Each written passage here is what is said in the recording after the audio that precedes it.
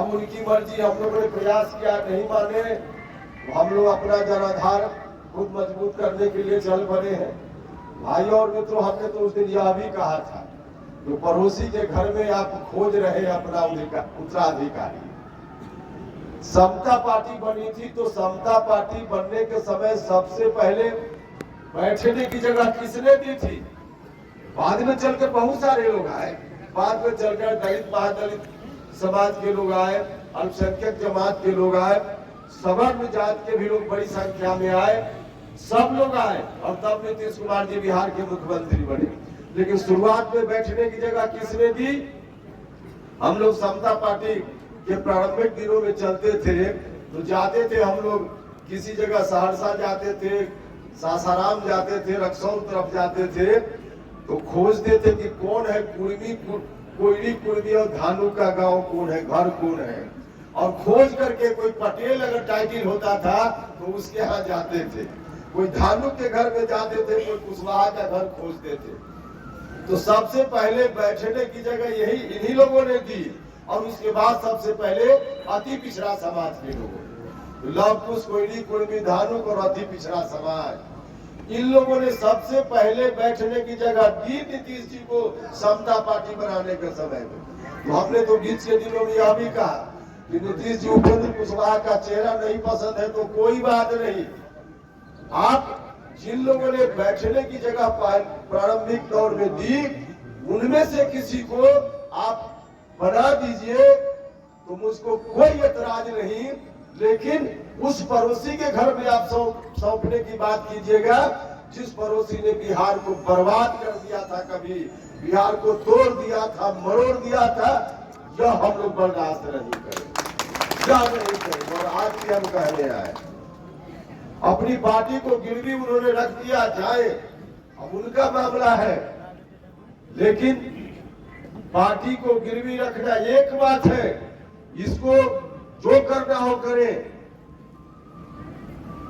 जब उन्होंने कहा कि पार्टी को गिरवी रखेंगे तो हम लोगों ने तो रास्ता बदल लिया, लेकिन हम लोगों ने निर्णय ले लिया है, पार्टी को गिरवी रख दिया जाने नीतीश जी, लेकिन उनका फैसला है कि बिहार को हम गिरवी रखेंगे तो बिहार को गिरवी हम लोग नहीं रखेंगे। 2005 के पहले क्या स्थिति थी बिहार की? जिन लोगों ने देखा है उस वक्त जानते हैं लोग किस रूप में बिहार चल रहा था। माताएं बहनें यहां बैठी हुई है, शाम के बाद कोई महिला घर से बाहर जाने से डरती थी, हत्या या अपहरण, लूट, रोज की घटना।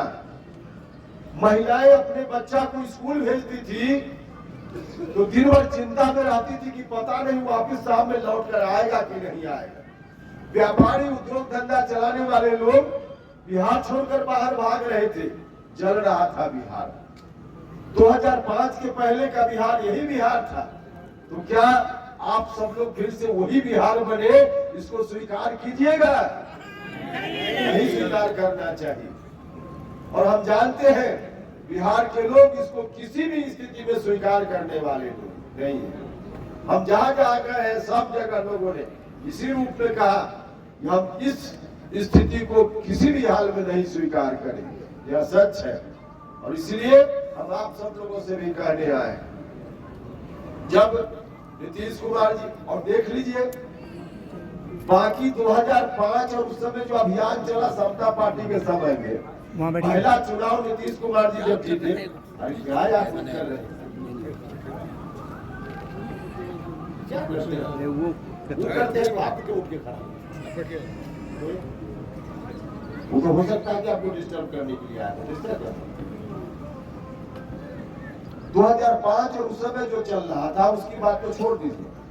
2020 जो अभी के पहले विधानसभा का चुनाव हुआ, इस विधानसभा के चुनाव में, नीतीश कुमार के अंतिम चुनाव में नीतीश जी ने क्या नारा दिया था, क्या कहकर लोगों के बीच वोट मांगने का काम किया था। समस्तीपुर के इलाके में भी आए होंगे 2020 में, और उस वक्त भी 15 साल बनाम 15 साल का नारा नीतीश जी ने दिया था कि नहीं दिया था? 15 साल बनाम 15 साल, मतलब पहले का 15 साल और बाद का 15 साल तुलना कीजिए और तब हमको वोट दीजिए, यही नीतीश जी ने कहा था। तो 15 साल पहले वाला नीतीश जी कह के वोट लिए और उसी 15 साल में बिहार को छोकने की बात करने लगे। रास्ता वहीं से नीतीश जी भटक गए। तो हम लोगों ने तो तय कर लिया है और इसीलिए हम आपसे कहने आए, साथ दीजिए, सहयोग कीजिए। हर तरह से आज जरूरत है जननायक के सपनों का बिहार बने, समाज बने। इसके लिए आवश्यक है कि आप सब लोगों की ताकत हमारे साथ हो। जननायक की जो विरासत है, उस विरासत को आगे बढ़ाने का काम करना है। विरासत को आगे बढ़ाने का काम निश्चित रूप से नीतीश कुमार जी ने भी किया। जब तक मौका मिला कुछ दिन पहले तक किया, लेकिन बीच में कुछ इस तरह की गलती हुई है सरकार से। अब आगे चलकर उसको भी दूर करने का काम करना है। अति पिछड़ा समाज के जो लोग हैं, जननायक कर्पूरी ठाकुर जी पहली बार जब बिहार के मुख्यमंत्री हुए, तब उन्होंने बिहार सरकार में जो नौकरियां हैं, उन नौकरियों के लिए पिछड़ों के लिए, अति पिछड़ों के लिए आरक्षण देने का काम किया था। जननायक कर्पूरी ठाकुर जी ने उस वक्त शुरुआत की और उस वक्त शुरुआत की तो अति पिछड़ा और पिछड़ा इस तरह का जो वर्गीकरण है, जननायक ने ही उस समय करने का काम किया था। और उनकी दृष्टि दूरदृष्टि थी, इसलिए उनको लगा कि अगर अति पिछड़ा समाज की हिस्सेदारी अलग से नहीं हम करेंगे तो शायद इनका हक जितना होना चाहिए वो हक नहीं मिलेगा। और बिल्कुल निश्चित रूप से जननायक कर्पूरी ठाकुर जी का कदम बहुत ही उचित कदम था। अति पिछड़ा समाज को हिस्सेदारी मिले, उनकी हिस्सेदारी कोई दूसरा न ले ले, इसके लिए वर्गीकरण आवश्यक था, वर्गीकरण आवश्यक था। लेकिन बाद में चलकर जो अनेक्सर 1 जिस कैटेगरी में अति पिछड़ा समाज के लोग हैं, जिस कैटेगरी में अति पिछड़ी जो जात के लोग हैं, उनके लिए जो कैटेगरी है, उस कैटेगरी में कई लोग अनेक्सर 2 से अनेक्सर 1 में आ गए। जितनी हिस्सेदारी सुनिश्चित हुई थी, उतनी हिस्सेदारी उनकी आज भी है, लेकिन बाहर से आने वाले लोगों की संख्या रोज बढ़ती चली। भाइयों और मित्रों, घर में जितनी जगह है, बाहर से कोई आता जाए तो घर में जितनी जगह है उसी में हिस्सा लेगा कि कहां से हिस्सा लेगा।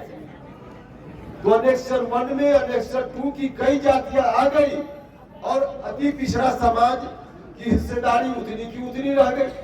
आज जरूरत इस बात की है, कोई अनेक्सर 2 से पिछड़ा से अति पिछड़ा वर्ग में यदि आया है तो जितना हिस्सेदारी सुनिश्चित हुआ था, जो कोटा सुनिश्चित हुआ था अति पिछड़ा भाइयों के लिए, उस कोटा को भी बढ़ाने का काम किया जाना चाहिए। क्योंकि घर में आने वालों की संख्या अगर बढ़ रही है तो घर में जो पहले से बैठने की जगह है उसकी संख्या भी बढ़नी चाहिए, तभी बाहर से आने वाले लोग बैठेंगे। अन्यथा बाहर से लोग आते जाएंगे तो जो घर में पहले से उसी का हिस्सा कम होते जाएगा। और आज यह हो रहा है, और जब तक ऐसा होगा तो जननायक के चरणों में हम सही अर्थ में श्रद्धांजलि अर्पित करने के काबिल नहीं है। जननायक के चरणों में श्रद्धांजलि हम ठीक से अर्पित करने के काबिल अपने को तभी मानेंगे जब अति पिछड़ा समाज में जो लोग बाहर से आ गए हैं बाद के दिनों में, ठीक है आ गए, लेकिन अति पिछड़ा समाज का हिस्सा बढ़ाया जाना चाहिए, इसकी जरूरत है। और इसी तभी जाकर सामाजिक न्याय जो जननायक चाहते थे उस तरह का सामाजिक न्याय हो पाएगा, वरना सामाजिक न्याय अधूरा रहेगा। तो आज की तारीख में जननायक के चरणों में हम इस बात का भी संकल्प लेते हैं कि जहां बिहार को हम लोग वहां जाने से बचाएंगे, बिहार को आगे चलकर न सिर्फ बचाएंगे बल्कि बनाएंगे भी, और वैसा बिहार बना देंगे जिसमें जननायक कर्पूरी ठाकुर जी के सपनों को साकार करने के लिए अति पिछड़ा समाज को जितना हिस्सा मिलना चाहिए, बाकी समाज को भी जो हिस्सा होता है वह हिस्सेदारी सुनिश्चित होनी चाहिए। ऐसा समाज हम बनाएं, यही आप सब लोगों से आग्रह करने आइए आप सब लोग मिलकर ताकत दीजिए। जिस जात के लोग हो, जिस धर्म के लोग हो, सब लोगों से आग्रह है कि सब लोग मिलकर हमारे इस अभियान में सहयोग कीजिए। मुझको पूरा भरोसा है कि सब लोग मिलकर जरूर साथ दीजिएगा, सहयोग दीजिएगा। इन्हीं सब लोग के साथ फिर से एक बार जननायक के चरणों में सर झुकाते हुए जिन मित्र साथियों ने कार्यक्रम का आयोजन किया, इनका मैं हृदय से धन्यवाद करता हूं। और आप सब लोग जो इस कार्यक्रम में शामिल होकर हमारी बात को सुनने के लिए उपस्थित हुए हैं, आप सभी के प्रति हृदय से आभार प्रकट करता हूं और अपनी बात समाप्त करता हूं। जिंदाबाद जिंदाबाद।